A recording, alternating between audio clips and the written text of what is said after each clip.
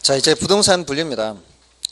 부동산 분류와 그 뒤에 이제 부동산 특성 속성이 있다고 말씀을 드렸죠. 그 뒤에 부동산 특성 속성은 뭐 중요도가 높지 않고요. 그리고 특성은 중요도가 좀 높기는 한 편이지만 분량이 많다고요. 그래서 그거는 간단하게만 좀 말씀을 드리고요. 오늘은 이 부동산 개념과 부동산 분류 여기에서 좀 정리를 하고 가시면 되겠습니다. 부동산 특성은 종류만 좀 체크를 할 겁니다. 그 다음에 부동산 속성은 이제 다음에 말씀을 드릴 거고요. 지금 부동산 개념을 했죠. 조금 전에 부동산 개념 했잖아요. 쉬는 시간에 복습 좀 하셨습니까? 이 훈련을 좀 이렇게 할 필요가 있어요. 서서히. 부동산 개념 하면은 세수로 나누어서 얘기했죠. 법, 경, 기. 법적인 측면에서는 다시 어떻게 나눴어요? 협의의 부동산과 광의의 부동산. 협의의 부동산은 민법상 개념이라 그랬죠. 민법상 부동산이라 하면 뭐라고 한다고요? 토지 및 그 정착물 이렇게 한다 그랬죠. 토지에 붙어 있는지 안 붙어 있는지는 뭘 보고 판단한다 그랬어요? 그 자리에 끝까지 죽을 때까지 효용이 끝날 때까지 그 자리에 붙어 있으면 정착물이고, 그렇지 않으면은 정착물이 아니에요. 동산입니다. 그렇게 구분한다 그랬죠. 그래서 표현을 할 때는 항구적으로 또는 계속적으로 부착이 되어 있어야 돼요. 그다음에 그 광해 부동산은 협의 부동산에 뭐를 더한다 그랬죠? 준 부동산을 더한다 그랬죠. 그 특징은 뭐라 그랬어요? 민법상 부동산은 아니지만 공시방법이 등록이나 등기 같은 걸 하기 때문에 준 부동산이다라고 했어요. 그래서 이걸 포함해서 광해 부동산 이렇게 했죠. 이렇게 하면은 법적인 측면에서의 부동산이 되는 겁니다. 나중에 정착물과 준부동산에 대해서 조금만 더 들어가서 기억을 하시면 돼요. 그다음에 경제적 개념에서는 부동산도 하나의 상품이라 그랬어요. 상품은 상품인데 이제 좀 독특한 성격을 지닌다 그랬죠. 근데 그 중에서도 생산 요소로 사용되기도 하고 소비재로 사용되기도 하고 또 자산, 자본 이런 표현들이 경제적 개념에서 등장하는 용어들이고요.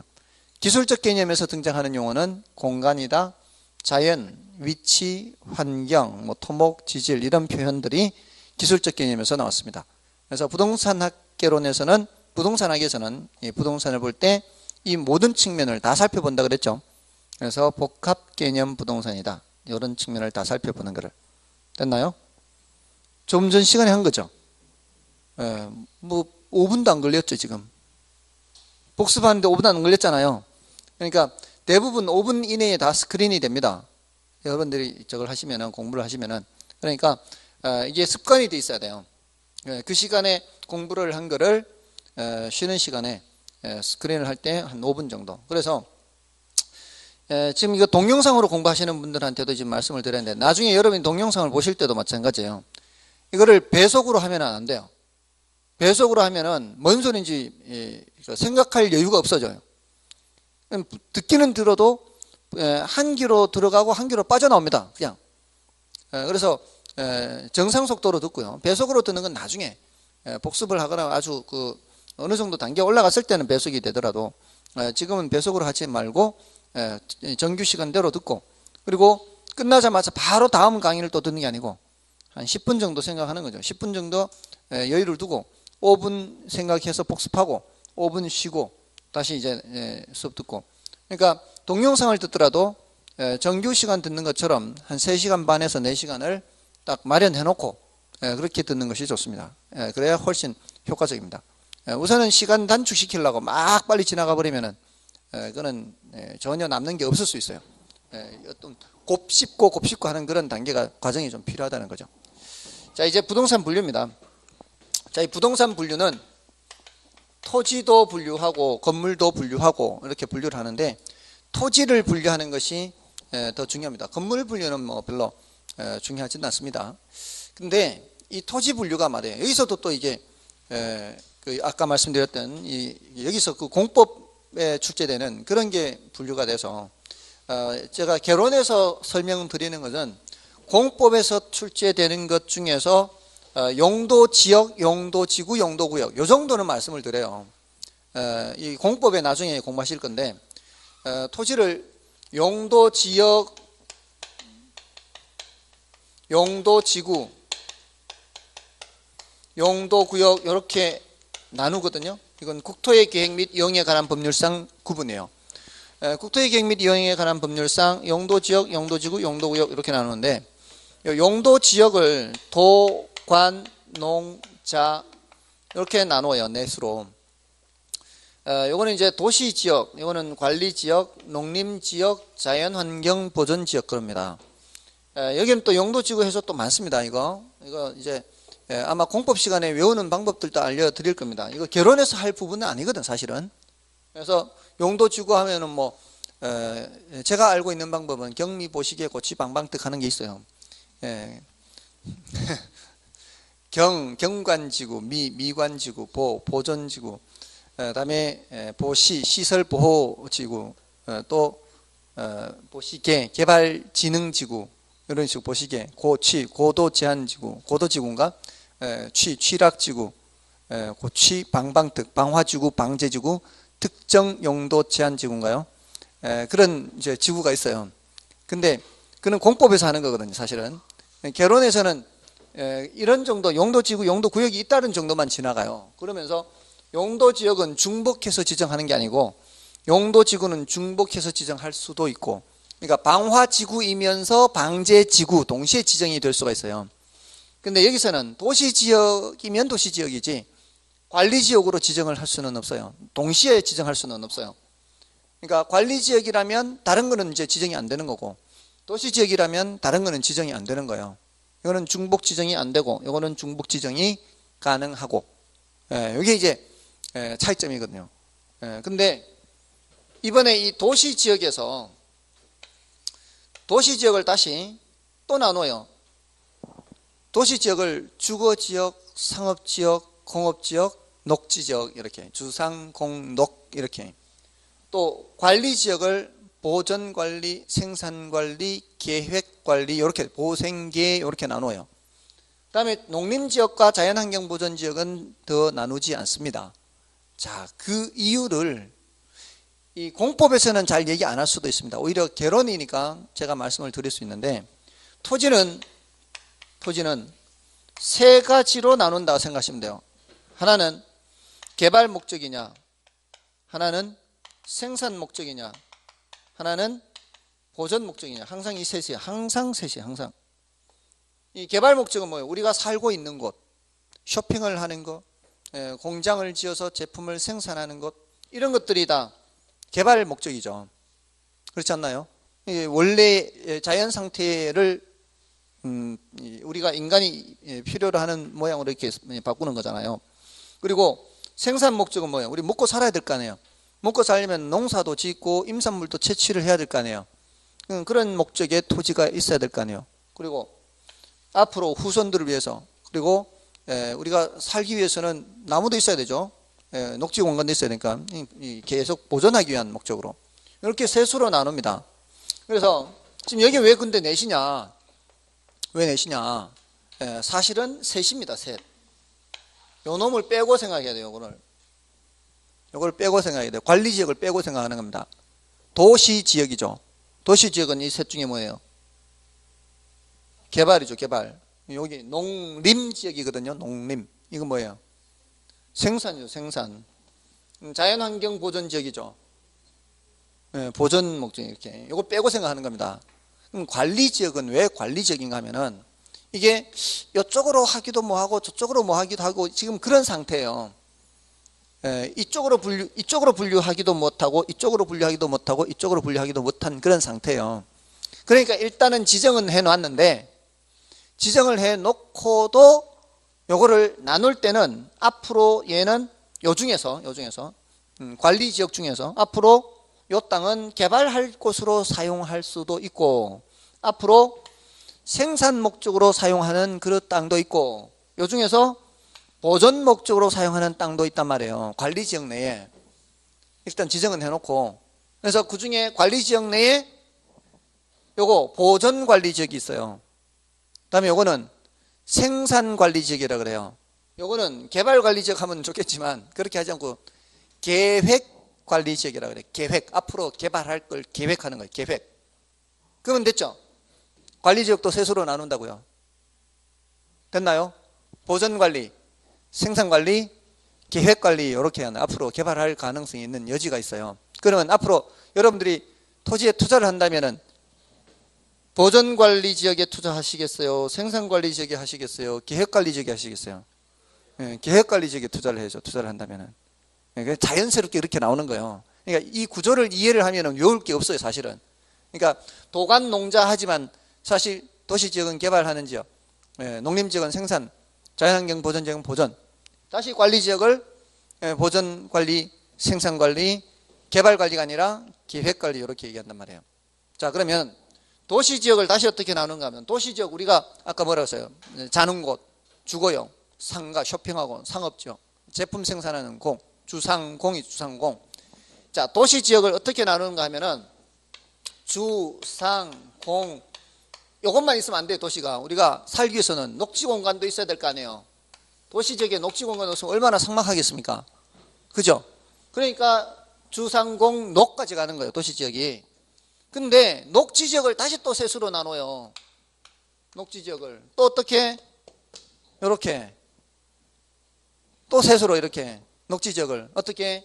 보전 녹지, 또 생산 녹지, 개발 녹지가 아니고 여기서는 자연 녹지라 그래요. 자연 녹지.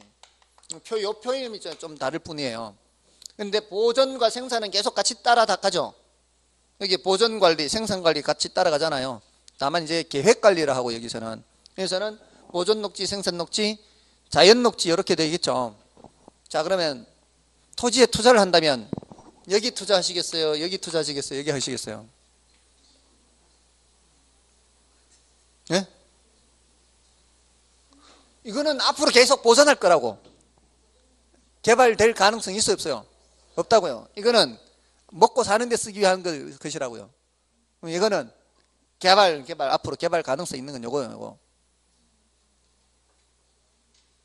자연녹지라고. 자연녹지 됐나요? 다 이렇게 돼 있다고. 보존 생산 개발, 보존 생산 개발. 토지를 다 그렇게 나누고 있다고요. 그럼 답은 금방 나오는 거죠. 됐나요?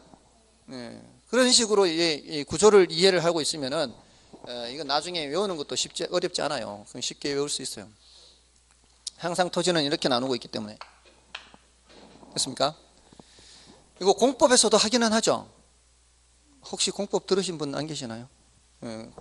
여기는 다들 이제 생초짜들만 모여서 자, 아무튼 자, 이렇게 이제 공법에서는 이렇게 분류를 해요. 근데 28개 지목이라고 해서요. 이건 또 공시법에서 한단 말이에요. 사실은 이게 공법에서 하는 거고요. 이거는 공시법에서 해요. 공시법에서 하는데 여기서도 개론에서도 어느 정도는 말씀은 드리거든요. 근데 이제 28개 지목은 토지의 이용 상태에 따라 이용 하는 그 용도에 따라서 28개로 나누고 있는데 여러분들 좀 들어는 보셨을 거예요. 전은 밭을 말해요. 밭이 전이에요. 답은 뭐겠어요? 논이고요. 그다음에 과는 뭘까요?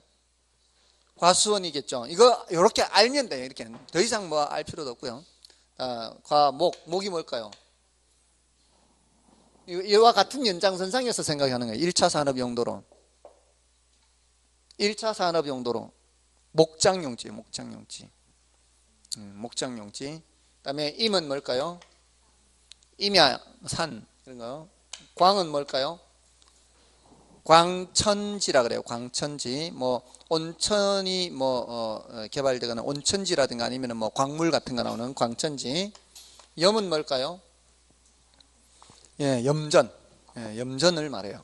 그다음에 대는 여기서 말하는 대는 주거용이나 상업용 같은 이런 건물을 지을 수 있는 땅을 대라 그래요. 대. 그다음에 장이 있는데요. 장은 공장을 장이라 그래요. 공장용지. 그래서 약어를 사용해요. 근데 지금 여기까지는 지금 8개죠. 하나, 둘, 셋, 넷, 다섯, 여섯, 일곱, 8개죠. 여기까지는 전부 다 앞글자를 딴 거나 다름없거든요. 과수원의 과, 목장용지의 목, 임야의 임, 광천지의 광, 염전의 염. 대, 이거는 외글자니까 필요 없고요. 공장의 장, 두 번째 글자죠. 이 28개 지목 중에서 두 번째 글자를 약어로 사용하는 것이 4개가 있어요. 4개. 예, 그래서 차장천은 이렇게 외울 거예요. 나중에 주차장의 두 번째 글자 하고요, 공장의 두 번째 글자 하고요, 하천의 두 번째 글자 하고요, 유원지의 두 번째 글자예요. 유원지는 이제 놀유자입니다. 노는 곳이요. 노는 곳. 노는 곳. 뭐 이제 놀이기구 같은 거 뭐 이런 거 있죠. 유원지. 원이라 그래요. 원. 네, 요 공장의 장이고요. 학은 뭘까요? 학교예요. 학교. 학도. 이거는 도로입니다. 도로. 그다음에 철은 뭘까요? 철도가 되는 거예요. 이건 철도. 그다음에 천이 뭐라고요? 하천. 지금 여기 하천, 여기 천이 두 번째 글자요. 그다음에 제는 뭘까요? 하천 옆에 제방이 되는 겁니다. 제방. 이런 식으로 이제 14개가 더 있어요. 그래서 이거 나중에 뭐 더 하게 될 거니까 이런 식으로 28개 지목 분류하는 거는 공시법에서 합니다. 공시법. 근데 이제 개론은 워낙 아까 뭐라고 했어요? 잡단 학문이라고 그랬죠. 그래서 이런 것들을 다 조금씩 언급하는 거죠. 근데 이렇게 분류하는 것보다는 이제 개론에서는 이제 사쪽에 있는 부동산 이용 활동상 분류가 더 중요해요. 그래서 거기 제일 먼저 대지택지 부지가 나오죠. 대지택지 부지가 나오는데 이걸 이제 대택부 이렇게 이제 줄여서 생각하시고요. 대지, 택지, 부지, 대택부 이렇게. 자, 이쪽으로 가면 갈수록 점점 이 범위가 더 커지는 거예요. 사용하는 그 용도가 이제 범위가 더 커지는 걸 말하는 거예요. 보통 이제 택지를 중심으로 기억하시면 돼요. 택지를 중심으로 우리 택지 개발한다 그러죠. 택지 개발한다 그러면은 그 개발한 그 택지에 주택만 짓나요? 상가도 짓죠. 경우에 따라 공장도 짓죠. 그러니까 주택이나 상가, 공장 용도를 따지지 않고 건물을 지어서 개발하는 거잖아요. 지금 그렇게 해서 지을 수 있는 그런 토지는 모두 다 택지라고 하죠. 그래서 이거는 주거용이든 상업용이든 공업용이든 용도를 따지지 않고 건축할 수 있는 땅은 모두 다 택지 이렇게 얘기하는데, 부지는 건물을 건축할 수 있는 땅뿐만이 아니라 일반적인 바닥 토지는 모두 다 부지라 그래요. 그래서 도로부지란 말 들어봤어요? 도로부지. 이런 말 쓰죠? 건물 올라갑니까? 안 올라갑니까? 안 올라가죠. 안 올라가는 경우에 쓰죠. 부지. 아파트 부지 이런 말 들어보셨어요? 건물 올라가죠. 건물 올라가는 경우에도 쓰고 올라가지 않는 경우에도 쓰고 포괄적으로 쓰는 말이 부지. 이거는 이제 건물을 건축할 수 있는 이런 땅 택지. 자, 요 대 조금 전에 뭐라 했어요? 대. 요거 여기에 주거용 상업용 건물을 건축할 수 있는 땅은 대. 공장 용지는 장이라 그랬죠. 이걸 좀 좁게 생각을 하시라고요. 요거는 주거용 상업용 건물을 건축을 할 수 있다. 일단 이렇게 생각하시라고요. 됐나요? 나중에 가면 이제 건축법의 얘기가 나오는데 그거는 이제 나중에 얘기고, 일단은 이렇게 해서 개념을 분명하게 구분해서 좀 기억을 하시란 말이에요. 여기서 이 대는 여기에 28개 지목 중에 대요와 같은 의미로 일단 생각하시라고요. 됐습니까? 그렇게 지목이 대다 이렇게. 자, 이렇게 하면 이제 대택부 구별만 하면 되죠. 대지는 주상, 택지는 주상공, 부지는 건물 건축할 수 있는 것뿐만이 아니라 일반적인 바닥 토지다. 이렇게. 자, 다음에 이제 넘어가시면은 후보지 이행지가 있어요.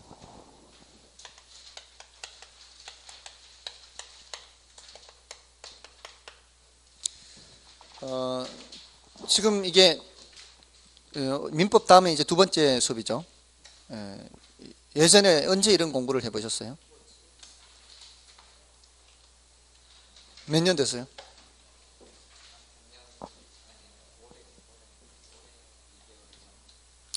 미리 조금은 시작했었습니까? 그래요? 그전에는 공부한 적이 없고요. 조금만 더 일찍 시작하지 그랬어요. 너무 늦게 시작했네. 그랬어요? 조금만 더 일찍 시작했으면 1차라도 합격할 수 있는 시간적인 여유가 있었을 텐데. 너무 늦게 시작했어요. 보통 그 1차만 한다면은 한 석 달 정도 전에, 그러니까 7월 달, 7, 8, 9, 넉 달이네요. 7월 달에 시작하면은 1차만 하기에는 그래도 괜찮아요. 7월 달부터 하는 것이. 근데 이제 지금 시작하면 당연히 이제 1차와 2차를 같이 하는데, 너무 늦게 시작해서 좀 아쉽네요. 점수가 그래도 조금은 나왔겠는데.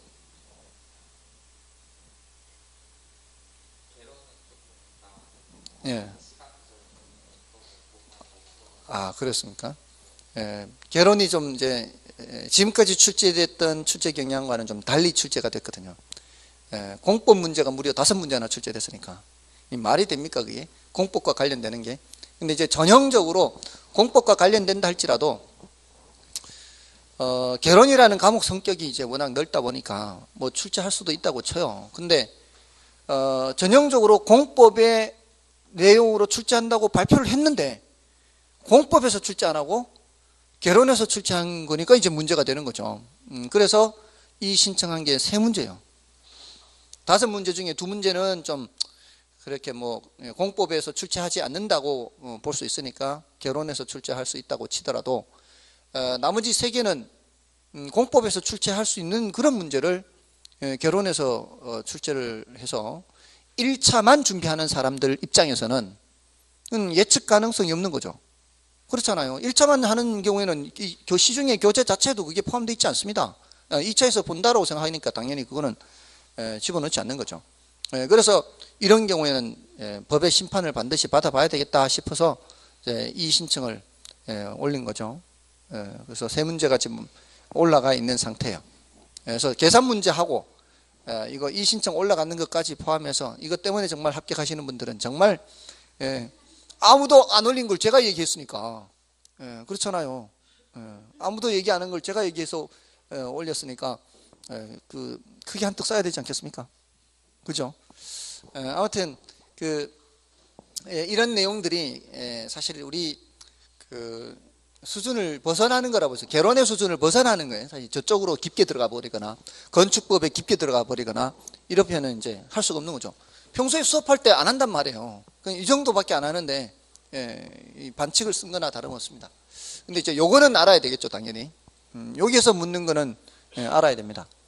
후보지 이행지는 공통점이 뭔가 하면은 어떤 용도에서 다른 용도로 전환 중인 토지를 말해요. 바뀌어가고 있다 이 말이거든요. 근데 토지를 분류할 때 크게 분류하기도 하고 적게 분류하기도 해요. 크게 분류할 때는 택지지역, 농지지역, 임지지역, 택농임 합니다. 택농임.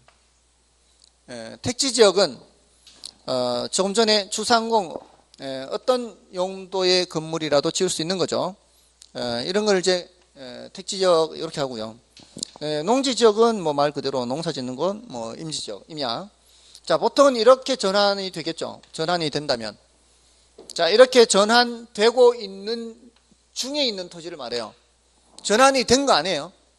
전환이 된 게 아니고 전환되는 중에 있는 토지.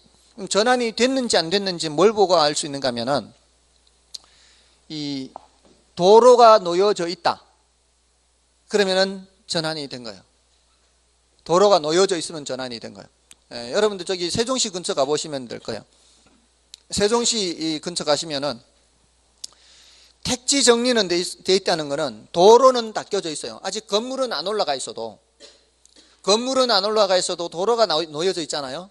그러면 그거는 이미 택지가 된 겁니다. 완료가 된 거예요. 뭐 언제든지 건물 지을 수 있는 거예요. 도로가 돼 있다는 얘기는.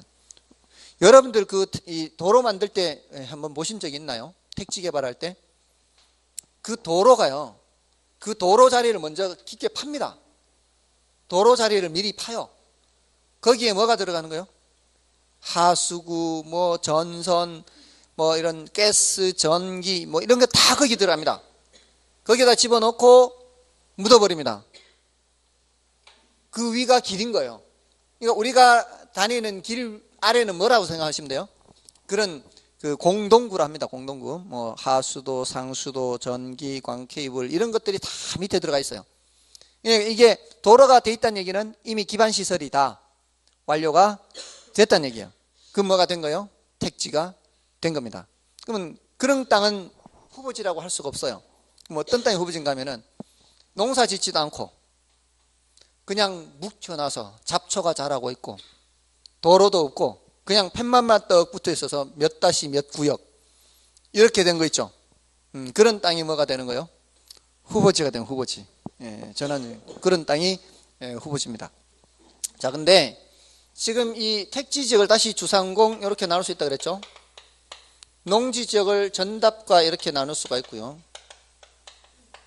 여기에서 이렇게 전환 중인 경우도 있죠. 주거지에서 상업지로 바뀌어가는 경우 있을 거 아니에요. 주택지였는데 이게 점포가 하나 둘 들어오기 시작하더니 점차 뭐로 바뀌어가고 있어요? 상업지역으로 바뀌어가고 있을 수 있죠. 그런 경우는 이행지라 그래요. 요 분류 범위 내에서 소분류상 전환 중이면 이행지, 대분류상 전환 중이면 후보지 이렇게 얘기해요. 여기서도 마찬가지죠. 이게 논에서 밭으로 바뀔 수 있죠. 이런 경우는 이제 이행지 하고요. 요걸 범위를 벗어나면 어떻게 돼요? 요 범위를 벗어나면 테두리를 벗어나면 후보지가 되는 거죠. 이 범위를 벗어나는 거니까. 범위 내에서 전환 중이면 이행지, 범위를 벗어나면은 후보지 이렇게 되는 거죠. 이건 뭐 따로 볼 필요 없고요. 후보지 이행지는 이 정도면 되겠습니다. 그다음에 필지 획지를 보겠습니다. 필지 획지는 여러분 이제 혹시 토지를 갖고 계시는 분들은 필지라는 거 많이 들어보셨을 거예요. 뭐 내가 몇 개 필지, 몇 필지 땅을 갖고 있다 뭐 이렇게. 이 필지는 법적 개념이에요. 근데 획지는 경제적 개념이에요. 이건 법에서 사용하는 거고 법. 그러니까 부동산 등기법 또는 그 공간정보의 구축 및 관리 등에 관한 법률, 좀 법률 이름이 긴데요. 공시법에서 공부할 겁니다. 아까 28개 지목했죠. 28개 지목도 공간정보의 구축 및 관리 등에 관한 법률에서 구분하는 게요. 이 28개 지목도 이제 14개가 더 있어요. 아무튼 이런 것들은 다 필지별로 다 구분을 하게 돼 있어요. 1필지별로 한 개의 지번이 붙고요. 1필지별로 한 개의 지목이 붙습니다. 그래서 1필지 1지번주의라 하고요. 1필지 1지목주의다 이렇게 얘기를 해요. 자, 그렇게 이제 법적으로 사용할 때 이렇게 필지라는 말을 쓰고요. 근데 이 획지는 경제적 개념이에요. 경제적인 측면은 주로 어떤 측면 본다 그랬죠 아까? 가치나 가격이라는 관점에서 본다 그랬죠. 법적인 측면은 주로 어떤 측면 본다 그랬어요? 권리 측면 본다 그랬죠. 그래서 필지별로 이 소유권 표시가 돼 있고 필지별로 뭐 저당을 설정한다 뭐 이렇게 할 때 다 그렇게 필지별로 따지는 개념이에요. 그래서 이런 경우가 있을 수가 있어요. 이게 두 개 필지예요. 두 개 필지인데 건물이 하나가 올라가 있을 수 있어요. 건물이 하나가 이렇게 올라가요. 필지는 두 개 필지입니다.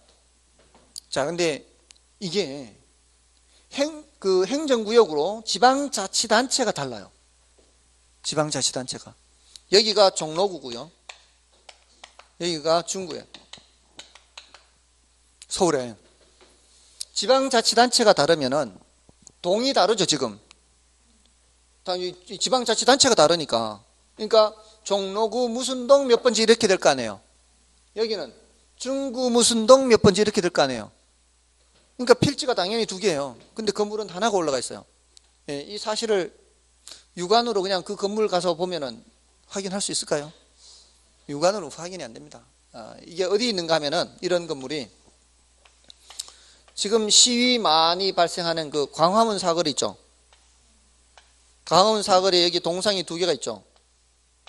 광화문 그 안에 그 사람들 이렇게 차 다니는 그 안쪽에 동상이 두 개 있죠. 이렇게.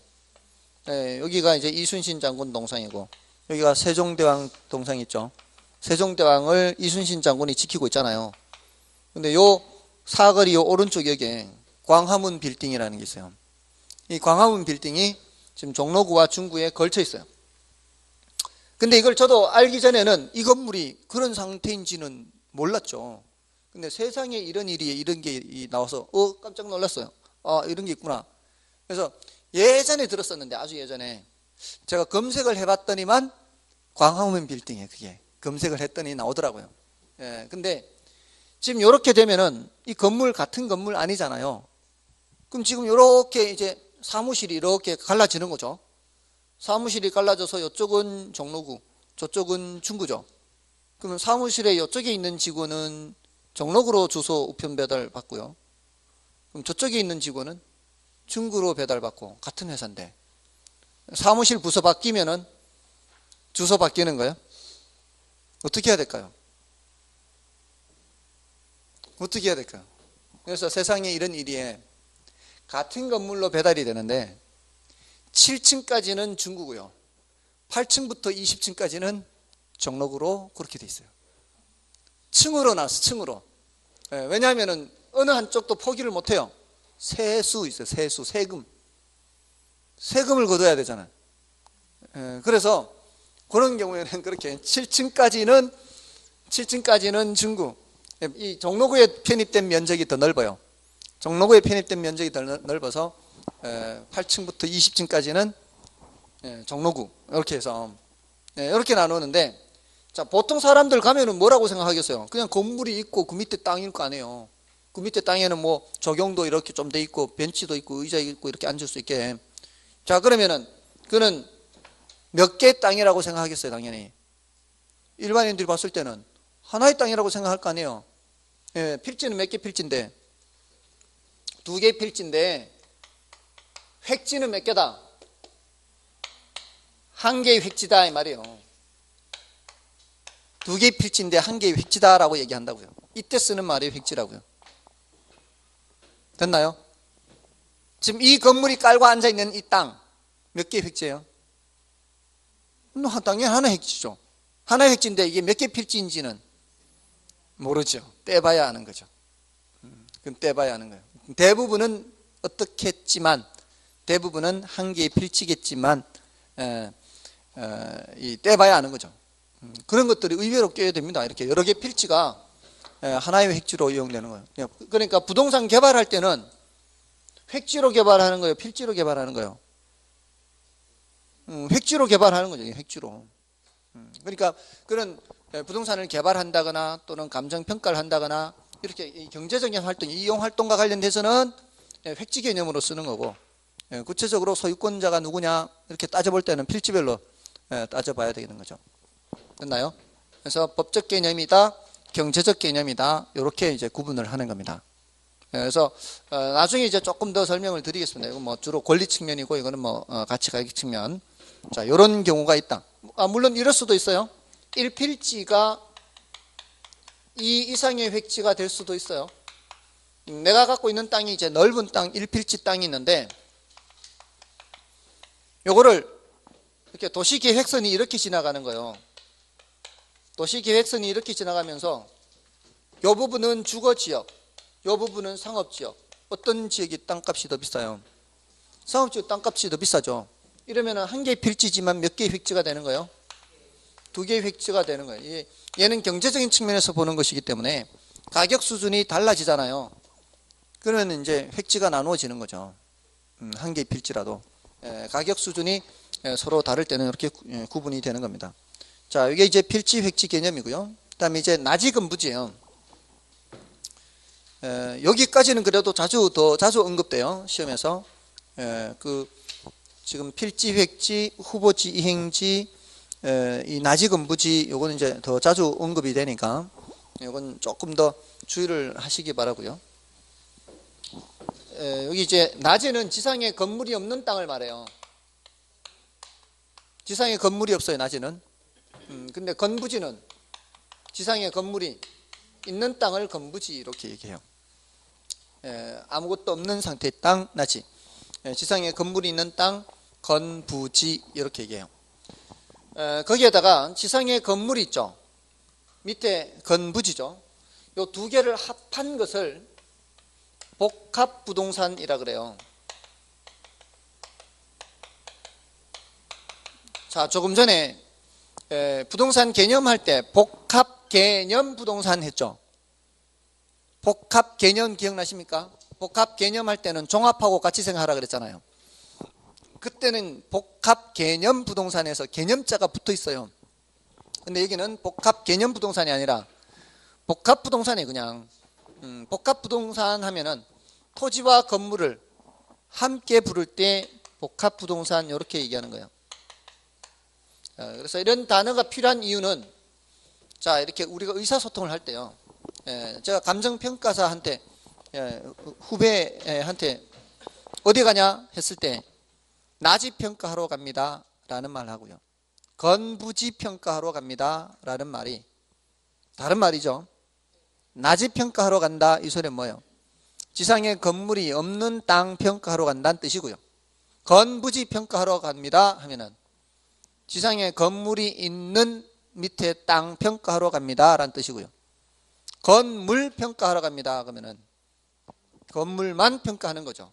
근데 복합 부동산 평가하러 갑니다 하면은 토지 건물 다 평가하러 갑니다 이 소리죠. 그러니까 이런 용어들을 만들어 놓는 거죠. 의사소통하기가 편리하게 하기 위해서 그런 측면에서 이렇게 분류를 하는 겁니다. 됐죠? 이게 복합 부동산이에요. 나지 건부지 복합 부동산까지.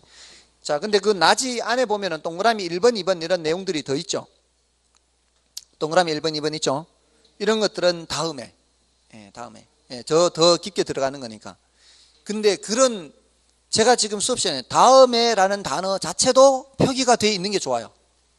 왜냐하면 혼자 공부하실 때 이게 어려운 내용일 수 있잖아요. 그러면은 다음에 표기가 되어 있으면 아 이거는 지금 안 해도 되는갑다 하고 지나가면 되죠. 근데 그런 표기가 안 되어 있으면은 이게 도대체 뭔 소린가 이것도 해야 되나 말아야 되나 헷갈릴 수 있단 말이에요. 그러니까 수업 시간에 하는 내용들이 그런 것들은 이제 표기가 되어 있으면 좋습니다. 그다음에 밑에 건부지에서도 마찬가지예요. 건부지에서도 동그라미 1번 2번은 다음에 해놓으셔야 돼요. 다음에 이제 괄호 5번에 맹지대지가 있죠. 괄호 5번의 맹지대지는 자 요거는 시험에 의외로 자주 나옵니다. 맹지는 어렵지도 않은 게 자주 나와요. 맹지는 이걸 말해요. 도로에 접한 면이 하나도 없어요. 이렇게 떨어진 도로로부터 떨어져 있는 땅이에요. 이 도로로 나가려면 남의 땅을 반드시 밟고 지나가야 되는 그런 땅을 맹지라 그래요. 그 다음에 자루형 토지라고 하는 게 있죠.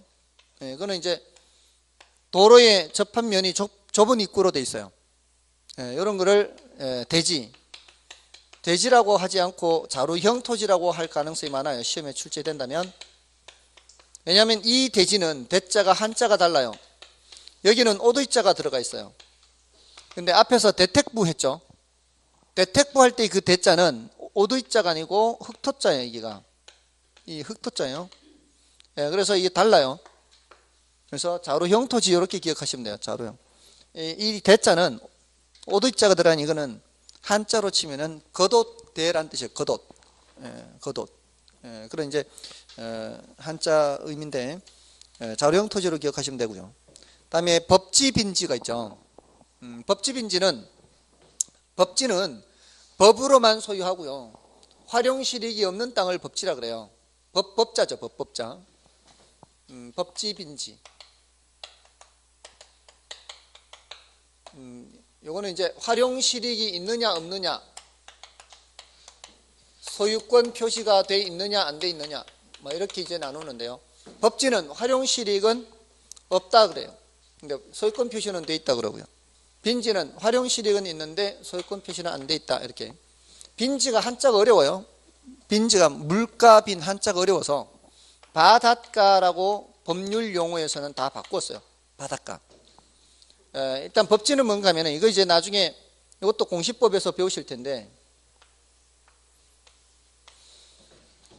지적 측량을 할 때 땅을 측량할 때요. 경사진 경우에는 하단을 기준으로 측량을 합니다. 상단을 기준으로 측량하지 않습니다. 하단을 기준으로 측량을 해서 이렇게 측량을 해서 100평이 나왔어요. 자, 내가 땅을 샀습니다. 100평인 줄 알고 도면만 보고 샀어요. 도면. 근데 도면상 우리나라는 수평투영 면적이라 그래요. 도면상 100평 나왔는데 현장을 가보지도 않고 샀어요. 나중에 가서 봤더니만 쓸 수 있는 땅은 60평밖에 안 돼요. 이 경사면 때문에. 등기부상으로는 몇 평이라고 표시되어 있어요? 등기부상으로는 100평이라고 표시되어 있어요. 근데 실제로 사용할 수 있는 땅은 몇 평밖에 없어요? 60평. 나머지 못 쓰는 땅이 바로 이 법지예요. 법으로는 갖고는 있어요. 내가 100평이라는 땅을 소유하고 있어요. 등기부상으로는. 근데 경사면 때문에 60평밖에 못 쓸 수가 있다고요. 이럴 때 이런 땅을 뭐라고 한다고요? 법지라고 한다고요. 근데 빈지는 바닷가요. 바다에 가면 이제 밀물 썰물이 있죠. 자, 밀물 썰물에 의해서 이렇게 잠겼다 드러났다 하는 부분을 순 우리말로 뭐라 그래요? 갯벌이라고 하죠. 갯벌. 밀물, 썰물, 갯벌 이렇게 하잖아요. 근데 이걸 한자로는 이제 간석지라 그래요. 간석지. 이걸 만조, 간조. 조수, 간만의 차이라 그러잖아요. 간조, 만조의 차이, 간만의 차이. 이런데 이제 물이 조금이라도 들어온 곳이 바다예요. 바다. 물이 가장 가득 찼을 때 여기서부터 이쪽은 바다고요. 이쪽은 육지입니다. 근데 측량을 여기서부터 하는 게 아니에요. 측량은 바다라 이 경계선으로부터 일정한 거리를 들어와서 여기서부터 측량을 해요. 여기는 측량이 안 됩니다. 여기는 이제 육지고 여기는 바다고. 자, 이 부분은 주로 무엇으로 되어 있을까요? 이 부분은 주로 모래사장으로 되어 있죠. 모래사장. 주로 모래사장으로 되어 있는 이 부분은 측량이 되어 있어요? 안 되어 있어요? 측량이 안 돼 있다. 여기서부터 측량하니까 보통 뭐 이제 모래사장이 끝나면 이렇게 뭐 언덕 같은 것도 나타나고 하잖아요. 일정한 거리를 들어와서 측량을 하기 때문에 이 부분은 측량 자체가 안 돼 있어요. 그러니까 소유권 표시가 돼 있어요? 안 돼 있어요? 소유권 표시는 안 돼 있죠. 당연히 측량이 안 돼 있으니까. 근데 뭐는 있다고요? 활용실익은 있다고요. 어떤 활용실익이 있을까요? 텐트값 받죠. 텐트값 받잖아요. 이런 데서 받잖아요. 텐트값. 그 텐트값을 누가 받아요? 근데 보통 그 주인도 없는 땅이잖아요. 그렇죠. 저폭들 주로 저폭들입니다. 그 해운대 뭐 저폭들하고 다 연계돼 있다 그러잖아요. 다 그렇지 않은 동네, 저폭들이 없는 동네는 그 지역 상인들, 그 지역 무슨 마을 공동으로 해서 이렇게 받죠. 아무튼 그런 정도. 또는 뭐 동해안으로 가면은 저희 외가가 삼척인데 거기는 예전에 이제 어릴 때 보면은 해수욕도 많지. 그때는 해수욕이라는 게 없었죠. 어릴 때는. 그때는 이제 주로 사용하는 게 고기 잡아오면은 말리는 곳. 거기 이렇게 막대기 이렇게 꽂아놓고 이렇게 덕장이라 그러죠. 고기 말리는 생선 말리는 곳으로 많이 활용하고 있는데 예전에는 뭐 해수욕이라는 게 있었습니까? 예전에 있었긴 있었겠죠. 근데 이제 내가 안 갔을 뿐이지. 갈 형편이 안 되니까. 근데 아무튼 이런 이제 용어들이에요. 법지, 빈지. 그다음에 이제 포락지가 있죠. 마지막에 포락지는 그 키워드가요. 그 포락지란 지반이 절토되어 무너져 내린 토지로서 전답 등이 하천으로 변한 토지 이렇게 되죠. 하천으로 변한 이게 키워드고요. 하천. 이제 물과 관련돼 있다고 생각하시면 돼요. 그러니까 이게 홍수가 나거나 해서 이렇게 침식 작용에 의해서 이렇게 깎아 들어가죠. 자꾸. 그렇게 되면 이제 무너져 내리고 그게 이제 물 밑으로 잠기고 하천으로 변하고 이렇게 물과 관계 있고요. 또 두 번째 줄에 뭐라고 되어 있어요? 공유 수면 관리 및 매립에 관한 법률에서는 지적공부에 등록된 토지가 물에 침식되어 수면 밑으로 잠긴 토지 이렇게 하고 있죠. 수면 밑으로 잠긴 이렇게 물과 관계 있다. 이렇게 표현하든 저렇게 표현하든 하천으로 변한 또는 수면 밑으로 잠긴 자 이렇게 나오면 이건 뭐라고요? 포락지 이렇게 되는 겁니다. 다음에 주택의 분류는 이게 중요도가 좀 낮습니다. 근데 이제 여러분들 나중에 실무를 하셔도 필요는 하니까 좀 간단하게는 좀 설명을 드리거든요. 그 이제 단독주택, 공동주택도 있죠. 단독주택, 공동주택도 있는데 단독주택은 말 그대로 이제 단독주택이 있고요. 그다음에 다중주택이 있고요. 다가구 주택이 있죠. 근데 이제 공간은 따로 생각을 하시고요. 공간은 공동주택에서도 이제 아파트가 있고요. 연립이 있죠. 다세대가 있죠. 이렇게 이게 이제 기숙사는 이제 따로 생각하시고요. 이쪽에서 이쪽으로 갈수록 이렇게 갈수록 규모가 점점 커져요. 이렇게 가는 거예요. 여기서 올수록 이렇게 갈수록 규모가 점점 커지는 거예요. 이거는 이제 말 그대로 단독주택은 단독이고요. 다중주택은 이 학생이나 직장인들이 여럿이 이렇게 와서 지낼 수 있도록 취사 같은 거 안 되고 왜 잠만 자고만 하는 그런 것들 있죠. 이런 것들이 이제 다중주택이에요. 방만 이제 제공을 하고 거기에 취사 같은 거는 안 되고 이런 것들 있지 않습니까? 이런 게 이제 다중주택이고 330제곱미터 이하예요. 밑이에요. 이거 밑이에요. 근데 다가구 주택은 660제곱미터 이하예요. 규모가 더 크죠. 이 다가구 주택은 뭐예요? 얘하고 차이점이 여기는 분리돼서 이렇게 취사도 되고 생활이 되는 거죠. 이렇게 욕실도 있고 이러면은 다가구. 그런 게 안 되면 다중주택이에요. 그리고 얘는 규모가 같아요. 얘도 660제곱미터 이하예요. 이하인데 규모가 있는데 이게 여기까지는 3층까지예요. 3층까지 지을 수가 있고요. 여기는 4층까지 지을 수가 있거든요. 그러니까 결국 이제 조금은 이제 더 높아지는데 근데 면적은 똑같거든요. 660제곱미터 이하고. 근데 여기는 연립은 660제곱미터 초과예요. 초과. 그리고 요것도 4층까지예요. 근데 요거는 5층 이상이에요. 5층 이상. 그래서 이렇게 올수 이렇게 가면 갈수록 커지는 거예요. 다가구와 다세대는 규모는 같고 여기는 4층까지, 저기는 3층까지 이렇게 돼요. 됐나요? 근데 이제 차이점은 요 둘 차이. 얘네들은 따로 보고요. 여기는 구분 소유가 돼요. 구분 소유라는 거는 101호, 102호 이렇게 있잖아요. 그럼 101호 등기부가 따로 나와요. 102호 등기부가 따로 나옵니다.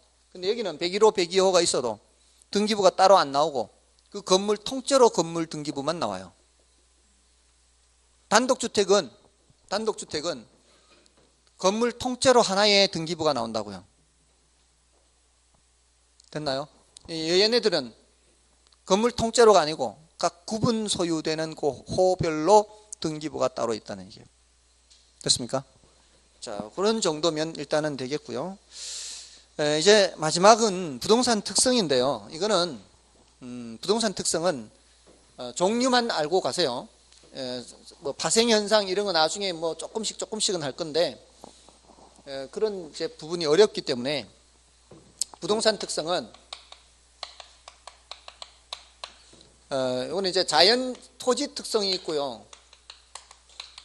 건물 특성이 있는데 건물 특성은 별로 중요하지 않습니다. 이건 별로 신경 안 써도 되고요.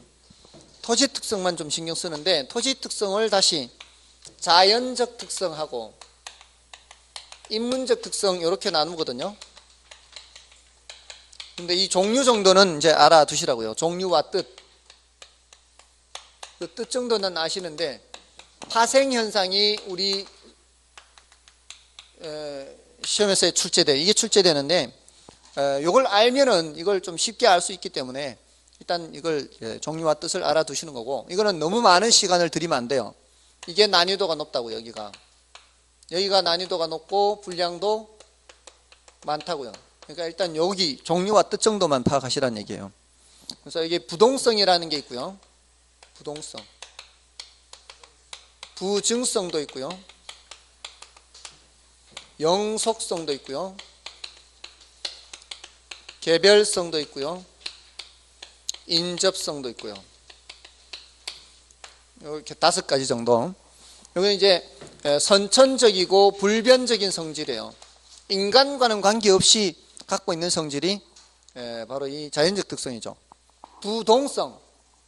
이게 부동산을 대표하는 성질이죠. 토지를 대표하는 성질이에요. 위치를 이동시킬 수가 없다 이런 거예요. 뜻은 안 어렵습니다. 부증성. 토지는 그 양을 증가시킬 수가 없죠. 뚝딱뚝딱 만들어서 증가시킬 수 없다, 이런 의미입니다. 물리적으로 그 양을 증가시킬 수 없다는 거예요. 여기선 좀 조심을 해야 돼요. 저수지를 매립해서 농지로 바꿨어요. 자, 그랬을 때 농지의 양은 늘겠죠. 그렇지만 저수지 면적은 줄죠. 이거는 토지의 양이, 물리적인 양이 늘어난 것은 아니에요. 토지의 물리적인 양은 절대로 증가시킬 수가 없습니다. 그래서 부증성에는 예외가 없다라고 해야 돼요. 뚝딱뚝딱 만들어서 낼 수는 없으니까. 그다음에 영속성은 토지는 닳아 없어지지도 않습니다. 아까 포락지 했죠. 포락지 물과 관계된다 그랬죠. 이제 침식작용 때문에 하천으로 변하거나 또는 수면 밑으로 잠기거나. 자, 이랬을 때 홍수가 나서 논밭이 하천으로 편입이 되면은 논밭의 면적은 줄어들었겠지만 하천 부지는 늘어났을 거 아니에요. 그러니까 토지는 소모되지 않습니다. 닳아 없어지지 않아요. 영속성. 개별성, 모든 토지는 다 제각각이에요. 방향이 다르든 지세가 다르든 집안이 다르든 지질이 다르든 뭔가 다르다는 얘기요.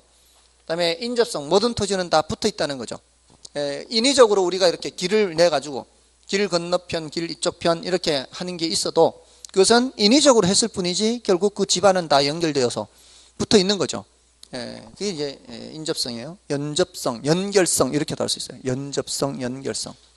그다음에 인문적 특성은 이제 후천적이고 가변적이에요. 이거는 인간과의 관계에서 나타난 거예요. 인간과의 관계에서 자, 용도 다양해요. 경우에 따라 주거용으로 사용하든 뭐 상업용으로 사용하든 뭐 다른 용도로 사용하든 용도가 다양하고요. 그다음에 병합 분할 가능해요. 물리적으로는 붙어 있죠. 물리적으로는 붙어 있지만 인위적으로 우리가 병합을 해서 쓰거나 또는 분할을 해서 쓰거나 이렇게 하는 거죠. 병합 분할 가능성. 그다음에 사회, 경제, 행정적 위치 가변성. 사회적, 경제적, 행정적 위치는 자꾸 바뀌어요. 물리적 위치는 고정되어 있지만 세종시 보십시오. 세종시가 그 농사 짓던 곳 아니에요. 근데 이제 바뀌었잖아요. 이제 또 11월 3일 날 11.3 대책 발표하면서 전매 제한 지역, 금지 지역 발표했잖아요. 그거 뭐예요? 행정적 위치가 바뀌는 거죠. 지금까지 규제받지 않다가 이제는 규제받는 지역으로 바뀐 거죠. 이런 것들은 얼마든지 바뀔 수가 있다는 거죠. 물리적 위치는 고정돼 있어도. 됐나요? 이런 정도의 뜻은 안 어렵죠. 나중 되면 이제 이 파생 현상이 어려워요. 파생 현상이 어려우니까 이거 너무 시간을 많이 들이지 마시라고요. 일거는 보시되 나중에 이제 책을 받으시면은 기본서에 있기는 합니다. 근데 너무 많은 시간을 들이지 마시란 뜻이에요. 그다음에 부동산 속성이 있죠. 부동산 속성은 10분의 1이라고 말씀을 드렸죠, 아까. 근데 아까 말씀드렸듯이 원래 이번에 27회마저 출제되지 않는 바람에 10분의 0이 되어버렸어요. 최근 10년간 한 번도 출제되지 않은 것이 됐는데 아무튼 요거는 중요도가 좀 약하니까 나중에 설명드릴 겁니다. 근데 뭐 지금 이번 단계에서부터 그렇게 많이 이렇게 설명드릴 만한 그런 내용은 아니에요. 그래서 오늘은 이 정도로만 할 겁니다. 오늘은 이 정도 하고요. 이번 이제 11월, 12월 달은 조금은 이제 좀 빡빡하게 하지 않고요. 1월 달 가면은 조금은 더 타이트하게 진행이 될 겁니다. 지금 단계에서부터 너무 많이 해버리면은 여러분들 감당이 안 될 수 있죠. 그래서 우선은 지금은 와서 앉아 버티는 것만으로도 훌륭하다고 생각하시고요. 오늘 했는 것이 뭐예요? 오늘 했는 게 부동산 개념하고 부동산 분류를 했죠. 부동산 개념하면은 법, 경, 기 생각했어요.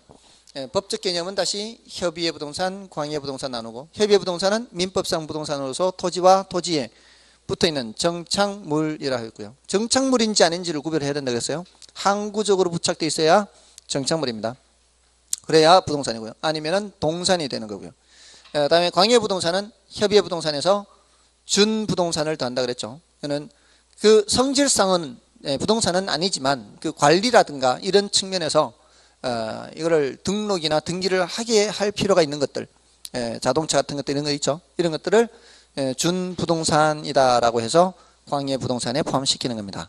이게 이제 법적인 측면이고, 경제적인 측면은 부동산도 상품으로 본다는 사실입니다. 그래서 뭐 상품, 소비재, 생산재 또는 뭐 자산, 자본 이런 표현들. 그다음에 기술적 측면의 부동산 개념은 공간, 자연, 위치, 환경 이런 단어들 구별할 수 있을 정도면 돼요. 그래서 그게 이제 부동산 개념. 부동산 분류에서는 대택부 했습니다. 대지, 택지, 부지 해서 택지를 중심으로 기억하는 거예요. 건물을 건축할 수 있는 땅은 택지.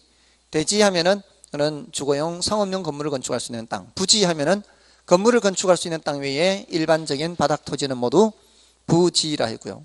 후보지, 이행지 하면은 공통점이 전환 중인 토지입니다. 어떤 용도에서 다른 용도로 전환 중인 토지가 후보지, 이행지인데 대분류상 전환 중인 토지는 후보지, 소분류상 전환 중인 토지는 이행지라고 했습니다. 필지, 획지에서는 필지는 법적 개념이고요. 획지는 경제적 개념으로서 경우에 따라 두 필지 이상이 하나의 획지가 될 수도 있고요. 하나의 필지가 둘 이상의 획지가 될 수도 있습니다. 가치가 다른 두 곳으로 나눠질 수 있다 그랬죠. 주거용과 상업용으로 나눠질 수 있다 그랬어요. 그 하나의 필지를 할지라도. 그다음에 나지, 건부지 했죠. 나지는 지상에 건물이 없는 땅, 건부지는 지상에 건물이 있는 땅.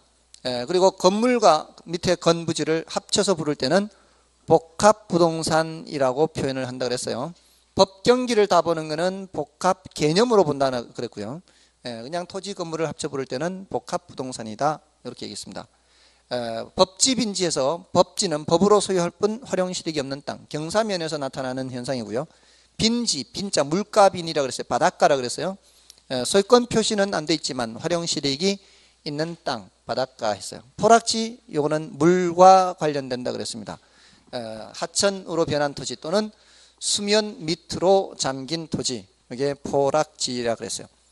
주택의 분류에서는 단독주택, 공동주택, 단독, 다중, 다가구 갈수록 커진다 그랬죠. 다세대, 연립, 아파트 이렇게 갈수록 커진다 그랬어요. 규모가. 다중주택은 330제곱미터 이하, 다가구 주택은 660제곱미터 이하고 3층까지예요. 다세대 주택은 규모는 같다 그랬어요. 660제곱미터 이하인데 4층까지고요. 연립주택은 660제곱미터 초과입니다. 4층까지인 거는 똑같고요. 아파트는 5층 이상을 아파트라고 얘기합니다. 됐죠? 토지의 특성, 자연적 특성, 인문적 특성에서 부동성이 대표적인 성질이고요. 부증성, 양을 증가시킬 수 없다. 영속성, 소모되어 따라 없어지지 않습니다. 다음에 개별성, 인접성이라는 자연적 특성이 있고요. 인문적 특성에는 용도 다양성, 병합 분할 가능성, 사회, 경제, 행정적 위치, 가변성이라는 게 들어있습니다. 됐나요? 오늘 했는 내용입니다. 오늘 했는 내용도 이렇게 하니까 금방 또 스크린이 되죠. 그러니까 이 정도만 해도요, 훨씬 학습 효과가 높습니다. 그러니까 지금까지 만약에 학습 방법을 몰라서 그랬다면은 이런 학습 방법을 아신다면은 훨씬 더 공부를 잘할 수가 있을 겁니다. 그래서 더 효율적인 방법으로 앞으로 1년간 열심히 하셔서 내년 이맘때쯤에 아주 따뜻하게 합격자 발표를 기다릴 수 있게끔 하시기 바랍니다. 다음 주에 뵙겠습니다. 감사합니다.